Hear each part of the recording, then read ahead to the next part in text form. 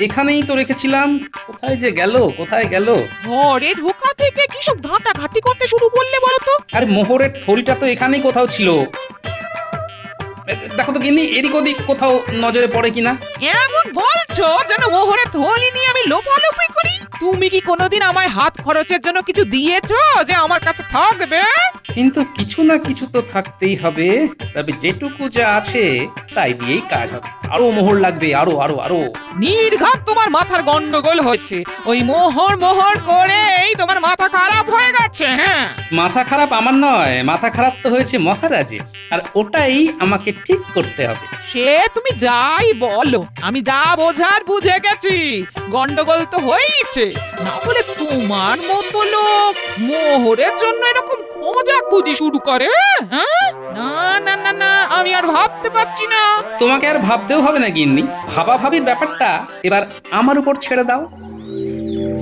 তাহলে মহারাজ তোমাকেও ডেকে পাঠিয়েছেন? আমি তো কিঞ্চিত বিস্মিত বোধ করছি। এমন আকস্মিক আহ্বানের কারণ কি হতে পারে? কারণ যাই হোক, মহারাজের হ্যাঁতে হ্যাঁ আর নাতে না বলতে হবে। সে তো বিলক্ষণ। মহারাজকে খুশি করতে পারলেই আমরা সুখী হব। ব্যাস ব্যাস ব্যাস, এই তো সার কথা বুঝে গেছো। চলো পণ্ডিত, তাড়াতাড়ি পা চালাও দেখি। ওহ, যারা এসব বুঝতে পারবে তারাই তো এসে পৌঁছলো না এখনো। কি জানে আর কতক্ষণ অপেক্ষা করতে হবে।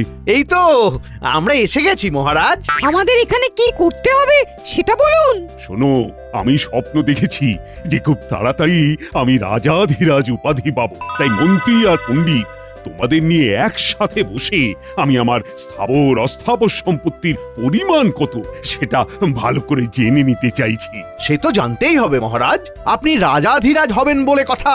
আপনার সম্পত্তির বহর শুনেই তো অন্য রাজাদের ঘুম উড়ে যাবে। তাই চটপট সব দেখে একটা পরিমাপ কর দেখি। কিন্তু এই বিষয়ে তড়িঘড়ি করা কি সমীচীন হবে মহারাজ? জটিল হিসাব যে সময় সাপেক্ষ। হ্যাঁ, সময় লাগবে বলছো? না না, হিসাব তো সব করাই আছে, শুধু একটু চোখ বুলিয়ে নিলেই হবে। হ্যাঁ, মানে তাহলে তো হয়েই গেল। আর দেরি হবে না, তৎক্ষণাৎ হয়ে যাবে। হয়ে যাবে না, বলো হয়ে গেছে। কোষাগারে সঞ্চিত আছে শত সহস্র মোহর, রাজস্ব বাবদ আরো 5 সহস্র মোহর এই আদায় হলো বলে। আয় ব্যয়ের হিসেব ছেড়ে স্থাবর সম্পত্তির দিকে দেখুন মহারাজ। কয়েক লক্ষ বিঘা জমি, প্রতি পরগনায় মহল, কোঠা বাড়ি, দিঘি, পুষ্করিণী। তাই নাকি? তাই নাকি? সব নথিপত্রে আছে বুঝি? এ তো কিছুই নয়, খুঁটিয়ে দেখলে আরো কত কি পাওয়া যাবে। অলংকার, গচ্ছিত সোনা, হীরা জহরতের হিসাব তো এখনো বলাই হয়নি। ও, তার মানে আমার আমলে শুধু কৃষ্ণনগরেরই উন্নতি হয়নি, তার সঙ্গে আমার ব্যক্তিগত আয়ও বেড়েছে। সাধে কি আর নবাব আপনাকে সমঝে চলে মহারাজ? মুর্শিদাবাদের নবাবের সমতুল্য যদি কেউ থাকে তবে তিনি হলেন মহারাজ কৃষ্ণচন্দ্র। সম্পদে ঐশ্বর্যে আপনি অতুলনীয় মহারাজ। বেশ বেশ, তবে শুধু এটুকুতেই আমি থেমে থাকতে চাই না, আরো আরো অনেক সম্পদ চাই আমার। নিশ্চয়ই মহারাজ, আপনাকে যে এক এবং অদ্বিতীয় হতে হবে। তোমার বাকি হিসেবটাও করে ফেলো তবে, আমি তোমাদের পারিতোষিকের ব্যবস্থা করছি। আমরা তো তারই অপেক্ষা করছি। না মানে এই যে হিসাব করছি। মহারাজের জয় হোক। তবে আজও যেন মনে হচ্ছে মহারাজ একটু বেশি খুশি খুশি আছেন। কোনো সুসংবাদ আছে বুঝি? সংবাদ নয় গোপাল, বলো ঘোষণা। বেশ তো, কি ঘোষণা করবেন করুন মহারাজ। আমরাও না হয় আমাদের কর্ণযুগল সার্থক করি। ওহ, গোপালের তো দেখছি মুখ দিয়ে ভাষার ফুলঝুরি ছুটছে। পণ্ডিতের টোলে নাম লিখিয়েছে বুঝি? সে যাই হোক, তবে একবার মহারাজের ঘোষণা শুনলেই সব ছোটাছুটি বন্ধ হয়ে যাবে। শোনো সবাই, আমি ঘোষণা করছি, শুধু বাহুবলে নয়, অর্থ বলেও আমি এখন নবাবকে টক্কর দিতে পারি। তাই নবাবের চোখ রাঙানিকে আর ভয় করব না। সে কি, এ আবার কেমন কথা? না না মহারাজ, নবাবকে একটু সামজে না চললে যে বিপদ হতে পারে। হ্যাঁ, কিচ্ছু হবে না, মহারাজ এখন নবাবের চোখে চোখ রেখে কথা বলতে পারেন। প্রয়োজন পড়লে পড়শি রাজ্য আক্রমণও করব আমি। মহারাজ যেন আজ একটু বেশি সাহসী হয়ে যাচ্ছেন। এমন মহারাজকে তো আগে কখনো দেখিনি। বলছিলাম কি মহারাজ, এতটা বাড়াবাড়ি না করাই ভালো। যার যতটুকু আছে তাই নিয়েই খুশি থাকা উচিত। মহারাজ যা ভালো বুঝেছেন তাই স্থির করেছেন, তোমাকে আর ওই বেশি জ্ঞান দিতে হবে না। সত্য সব সব বিষয়ে ফোরদ না কাটলে যেন গোপালের ভাত হজম হয় না। আসলে মহারাজের বারবারন্ত শুনে গোপালের চোখ টাটাচ্ছে। গোপালের মতো সর্বহারা আর সম্পদের কি বুঝবে? আমিও তাই ভাবছি গোপাল, তুমি বরং নিজের চরকায় তেল দাও। আমার ব্যাপারে তোমাকে আর নাক গলাতে হবে না। যেমন বলবেন মহারাজ।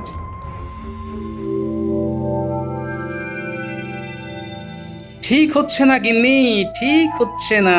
এ কি সে ঠিক হচ্ছে না? না না না না না, আমি তো মাথা মুন্ডু কিছুই বুঝতে পারছি না। হ্যাঁ, তুমি না পারলেও মহারাজ একদিন ঠিক বুঝবেন, তবে ততক্ষণে বড্ড দেরি হয়ে যাবে গিন্নি। এই দেখো, হেয়ালি করা বন্ধ করে আসল কথাটা বলবে। হ্যাঁ, আসল নকল জানি না, তবে মহারাজ তোষামুদেদের পাল্লায় পড়ে ধরাকে একেবারে সরাগান করছেন, আর সেটা ধরিয়ে দিতে গেলে দু চার কথা শুনিয়ে দিচ্ছেন। বুঝেছি। তার মানে মহারাজের কাছে তোমার মুখ পুড়েছে। হ্যাঁ, না না, তুমিও তো আমাকে সময় অসময়ে কম অপমান করো না গিন্নি, তাই এসব গা সওয়া হয়ে গেছে। ও, সুযোগ বুঝে ঠিক চিমটিটা কেটে দিলে। তবে সময় বুঝে আমি কিন্তু সুদে আসলে ফেরত দেব, তখন টেটটি পাবে। আমি তো ভাবছি মহারাজের কথা, কবে যে মহারাজ নিজের ভুল বুঝতে পারবেন। ব্যাপার কি মন্ত্রী, মনে হচ্ছে তুমি কিছু বলবে বলবে করছো, কিন্তু বলতে পারছো না। হ্যাঁ মানে মহারাজ, বলছিলাম কি যে নবাবকেও ছাড়িয়ে যেতে গেলে আপনার জীবনযাত্রার মান আরো উন্নত করলে ভালো হয়। তবে কি মহারাজ নিতান্তই ওই সাদা মাটা জীবনযাপন করেন? মহারাজ যেমন আছেন তেমনই তো ভালো আছেন, অযথা অন্যরকম কিছু করার কি প্রয়োজন? প্রয়োজন আছে বই কি, নবাবকে দেখিয়ে দিতে হবে যে মহারাজও কিছু কম যান না, তাই দামি আতর, সুগন্ধি, অলংকার সব লাগবে, আর সেখান থেকেই আমাকে সুবিধা মতো সরাতে হবে। না না না, এটা তুমি মন্দ বলনি মন্ত্রী। হ্যাঁ, যেমন যা ব্যবস্থা করার করো তাহলে। ভেতরে ভেতরে সে কি আর করতে বাকি রেখেছি মহারাজ? কই কে আছো, নিয়ে এসো দেখি। উমা, মহারাজের জন্য কত কি, এইসব না হলেই বা ক্ষতি কি? তুমি থামো সভাকবি, শুধু এখানে শেষ নয় মহারাজ, আরো আছে। আরো বলো কি? কই কই কই, দেখি দেখি দেখি।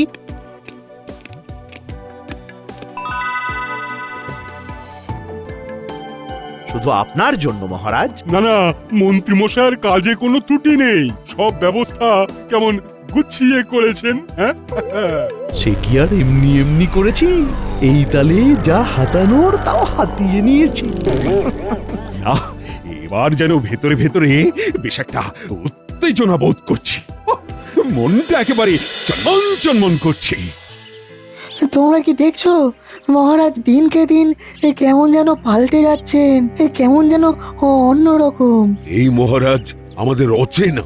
মহারাজের হঠাৎ যে কি হলো ভাই, আর যেন তাল জ্ঞান নয়। কিন্তু এইভাবে চলতে থাকলে মহারাজ বড় কোনো বিপদে পড়বেন। কিন্তু সেটা তাকে বোঝাবে কে? বোঝাতে যদি কেউ পারতো তবে সে একমাত্র গোপাল, কিন্তু সেও তো এখন এইসব থেকে দূরে, ঘরে একা একা বসে। হ্যাঁ, যতই সে থাক দূরে, মহারাজের কথা ভেবে চলো না গিয়ে দেখি কি করে।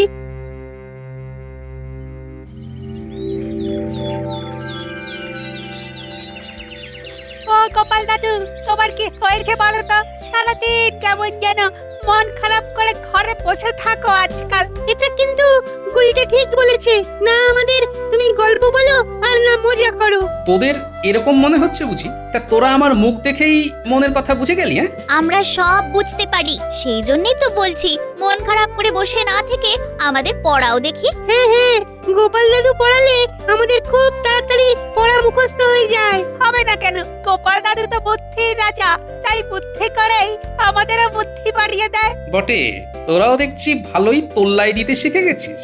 ওদেরটা না হয় তুমি বুঝে গেছো, কিন্তু মহারাজের ব্যাপারটা যে আমরা কিছুতেই বুঝতে পারছি না। সত্যি কি করেছে কি হয়ে গেল? যদি কিছু পারো তবে তুমি কিছু করো, না হলে তো শুধু মহারাজে নয়, এই বুঝি গোটা কৃষ্ণনগরেরই ক্ষতি হয়।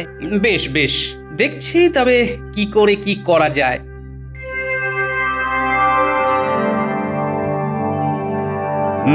তারপর মন্ত্রী রাজস্ব আদায়ের কাজে হাত দিলে নাকি? না মহারাজ, এই তো দেব দেব করছি। দেব দেব না করে দিয়ে ফেলো, আর ফেলে রেখো না। ঠিকই তো মহারাজ, কাজ ফেলে রাখলে পরে যে মাথায় বাজ পড়বে। ব্যাস, কথা নেই বার্তা নেই, আবার চলে এলো ফোড়ন কাটতে। এই যে গোপাল, নিজের মতো করে আসছো, নিজের মতো করে যাচ্ছ, এটা কিন্তু ভালো হচ্ছে না। সে যাই হোক, এখন কি চাই সেটা বল। চাইতেই তো এসেছে মহারাজ, না হলে কি আর এমনি এমনি আসে? তবে যত যাই দিন মহারাজ, কোনো কিছু দিয়ে এই গোপালের দারিদ্রতা ঘুচবে না। গোপাল থাকে তো ওই খড়ের চালের ঘরে, আর পরে ওই একটা ধুতি আর একটা ফতুয়া। ওর আবার কি চাই মহারাজ? বিলক্ষণ, এর থেকে বেশি দিলে ওর সহ্য হবে না। তবে মহারাজ, আপনি যে এখন দিন দরিদ্রের দান ধ্যান করা বন্ধ করে দিয়েছেন, সে কথা কি গোপালের কানে গেছে? শোনো গোপাল, এই খাম্বাজ রাজা, বর্ধমানের রাজা, উৎকলের রাজারা বিভিন্ন সাহায্য চাইছে। আমি কিন্তু তাতে কর্ণপাত করছি না। আমাকে আপনারা যত যাই বলুন, তবুও বলছি আরেকবার ভেবে দেখুন, যেমন যা করছেন কাজটা কিন্তু ভালো হচ্ছে না। তা তুমি কি আমায় সতর্ক করতে এসেছো, আর ভাবছো তোমার কথায় আমি সুরসুর করে আমার সব স্বপ্ন জলাঞ্জলি দিয়ে দেব? সে গুড়ে বালি। তাই তুমি হাতে তালি দিতে দিতে নিজের রাস্তা দেখো এবার। বেশ, আপনি যেমন বলবেন মহারাজ।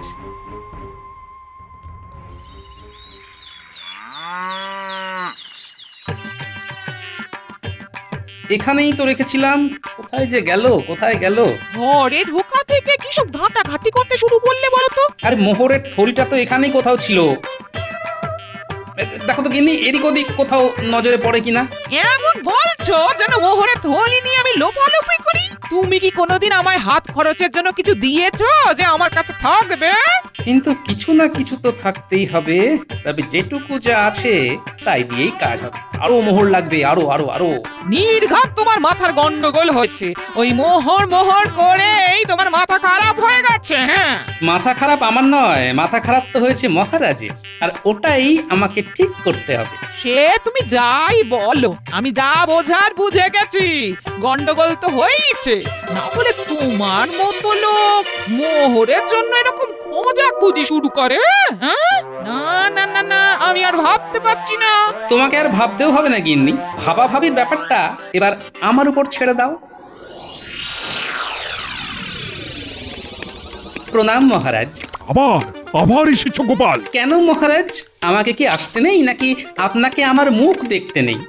এই মরেছে, এবার কি বলি আমি? আমি শুধু ভাবছি, বারবার তাড়িয়ে দেওয়া সত্ত্বেও গোপাল কেন আবার ফিরে ফিরে আসছে। আমার তো মনে হয় বারবার অপমানিত হতে। ঠিক ঠিক, ন্যাড়া 3বার বেলতলায় যায় আর গোপাল 3বার অপমানিত হয়। এবার কিন্তু বড্ড বাড়াবাড়ি হচ্ছে। গোপালকে চুপচাপ থাকতে দেখে যেমন খুশি অপমান করছে ওকে। গোপালের কিন্তু এবার কিছু বলা দরকার। বলছিলাম কি মহারাজ, আমি কিন্তু আপনার কাছে কোনো দান চাইতে আসিনি। সময়ে অসময়ে আপনি আমাকে পুরস্কার স্বরূপ বহু মোহর অলংকার দেবেন বলে প্রতিশ্রুতি দিয়েছিলেন, কিন্তু তারপরে আর দেননি। এখন সেই সব পুরস্কার আমার চাই। এখনই চাই? না মানে ধীরে সুস্থে পরে পরে দিলে চলবে না? চলবে না কেন? খুব চলবে, খুব চালালেই চলবে। না, চলবে না। দিলে ভালো, না দিলে সেই কথাও রাষ্ট্র করে বেড়াবো। এবার দেখুন কি করবেন মহারাজ। ছি ছি গোপাল, সামান্য কটা মোহরের জন্য তুমি এমন দরদস্তুর করতে পারো? যাও যাও যাও, এক্ষুনি গিয়ে কোষাগার থেকে সব সংগ্রহ করে নাও। আর শোনো, তোমার এই মুখ যেন আমাকে আর কখনো দেখতে না হয়। আপনিও ভেবে দেখুন মহারাজ, এই অপমান কি আর সহ্য করা যায়? বেশ, আসি তাহলে। কিন্তু গোপাল এটা কি বলে গেল? সে যা বলে বলুক মহারাজ, আসল কথা হলো দুষ্টু গরুর থেকে শূন্য গোয়াল অনেক ভালো। ওই তো গোপাল দাদু চলে এসেছে। আমরা তো তোমার জন্যই অপেক্ষা করছিলাম। তুমি বললে যে আমাদের পড়াবে। এই দেখো, আমরা বই খাতা কলম নিয়ে বসে আছি সেই কখন থেকে। ভালোই হয়েছে, এবার তো বাকি কাজটা তোদের দিয়েই করতে হবে। কি সব কাজের কথা বলছো বলো তো? তার মানে পড়ালেখা হবে না? হবে তো, তবে এবার লেখা পড়া হবে। লিখবো আমি আর পড়বে অন্য কেউ। দে দে, কাগজ কলমখানা দে দেখি, চটপট লিখে ফেলি।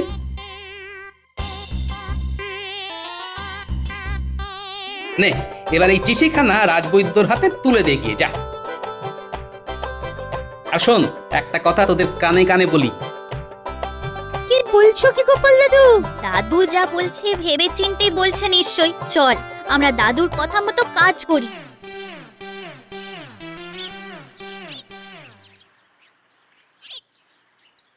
বলি বুড়ো বয়সে কি আবার লেখাপড়া করার স্বাদ জাগলো নাকি?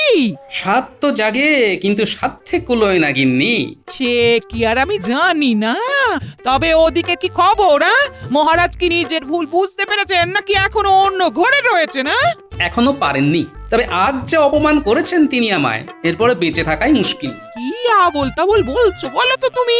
একটু জল খাবো, জল দাও না গিন্নি। সেটা ভালো করে বললেই হয়। দাঁড়াও দিচ্ছি।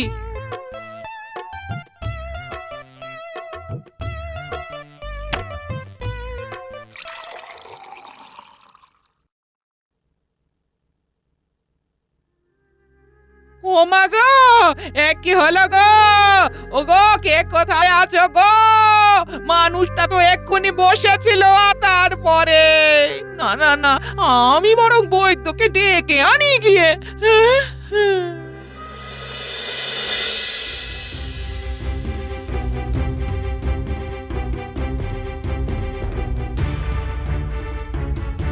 তখন থেকে তো অনেক পরীক্ষা করলেন, কিন্তু মানুষটা এখনো চোখ খুলে দেখছে না কেন? বড্ড দেরি হয়ে গেছে।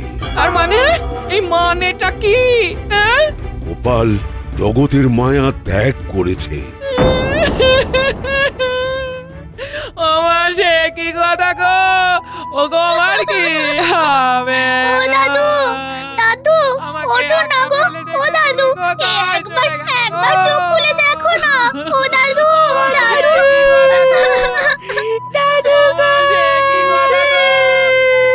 এই যে তোমরা যাও, একটা কাজ করো, মহারাজকে গিয়ে এই খবরটা দিয়ে এসো এক্ষুনি। বাকি ব্যবস্থা আমি করছি না হয় ততক্ষণ।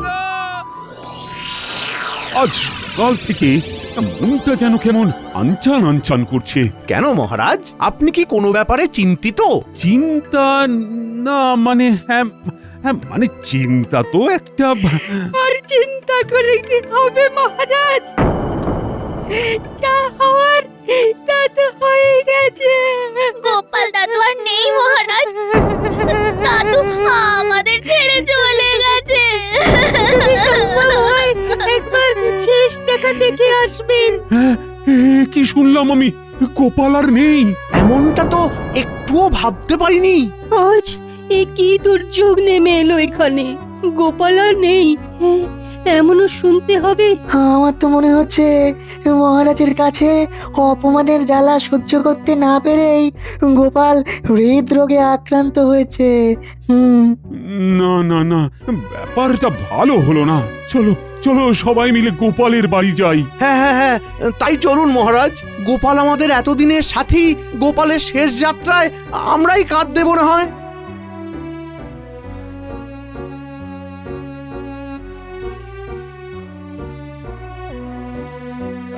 ব্যবস্থা যখন সব হয়েই গেছে, তখন আর দেরি করাটা ঠিক হবে না। হ্যাঁ হ্যাঁ, এসো সবাই, কাঁধে কাঁধ মেলাই।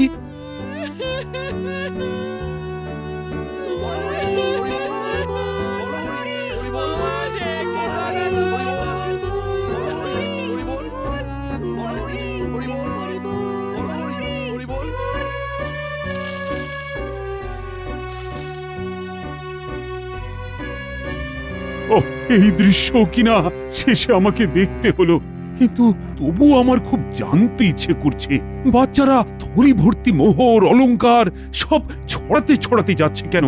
আর গোপালের হাত দুটোই বা খাট থেকে বেরিয়ে দুদিকে ঝুলছে কেন? মহারাজ, আর একটা ব্যাপার কি আপনি লক্ষ্য করেছেন? কি বলতো? গোপালের দেহ কারা কাঁধে করে নিয়ে যাচ্ছে? হ্যাঁ হ্যাঁ, হয়তো মন্ত্রী, সেনাপতি, জ্যোতিষী আর পণ্ডিত। আসলে গোপালের এই শেষ যাত্রা আমাদের কিছু শিক্ষা দিয়ে যাচ্ছে মহারাজ। এই যে দেখুন, যারা গোপালকে সহ্য করতে পারত না, এখন তাদেরই কাঁধে গোপাল যাচ্ছে। তার মানে শেষ পর্যন্ত কেউই কারোর শত্রু থাকে না, সবাই মান অভিমান ভুলে কাঁধে কাঁধ মিলিয়ে পার করে দেয়। তাই তো, এই দৃশ্য তো সেই কথাই বলছে। আর ওই যে মোহর আর অলংকার ছড়িয়ে যাচ্ছে, সেটাও বুঝিয়ে দেয় যে এই অর্থ, সমৃদ্ধি সবই ফেলে একসময় চলে যেতে হবে। কি ভীষণ সত্যি। দুটো খালি হাতও বুঝিয়ে দিচ্ছে খালি হাতেই আমরা সংসারে এসেছিলাম, আর খালি হাতেই আমাদের যেতে হবে। এই চরম সত্যিটা আমি আগে বুঝিনি। গোপাল, গোপাল, তুমি মরে গিয়ে আমাকে চরম শিক্ষা দিয়ে গেলে। ভগবান, কিন্তু এখন শিক্ষা পেলেও গোপাল তো আর ফিরবে না। কে বলেছে গোপাল ফিরবে না? মহারাজ চাইলে গোপাল ফিরেও আসতে পারে, আর রাজসভাতেও যেতে পারে। তার মানে গোপাল, তুমি মারা যাওনি? দেখো, দেখো, গোপাল মরেনি। তবে সবটাই যে গোপাল ওই চিঠি লিখে আমাকে আগেই জানিয়ে গেছিল, সেটা তো আর মহারাজকে বলিনি। আরে আরে, দেখছেন কি? খাটটা এবার কাঁধ থেকে নামান। আমাদের দাদু আমাদের ছেড়ে চলে যাবে, তাই সাহস নাকি? আমরা যেতে দেব নাকি? এক্ষুনি খাট নামান, না হলে গোপাল দাদুকে খাটে চাপিয়ে কাঁধে করে সারা কৃষ্ণনগর ঘোরাতে হবে। এতক্ষণে ঘাম দিয়ে ছাড়লো যেন জ্বর। কেউ এসে হাতটা আমার ধর। ও গোপাল, আচ্ছা একখানা খেল দেখালে বটে। খেল তো এবার আমি দেখাবো। হ্যাঁ, এই বুড়ো বয়সে তোমার হিম্মতি আমি বের করছি। মহারাজকে শিক্ষা দিতে গিয়ে এমন রসিকতা না করলেই চলছিল না। আর ঝেঁটিয়ে তোমার মাথা থেকে এই রসিকতার ভূত নামাবো। হ্যাঁ, এই এই এই ওরে বাবা রে, গেলাম রে। ছেড়ে দাও গিন্নি, এবারের মতো ছেড়ে দাও আমাকে। ওরে বাবা রে। সবাই গোপালের কাছে জব্দ, আর গোপাল গিন্নির কাছে।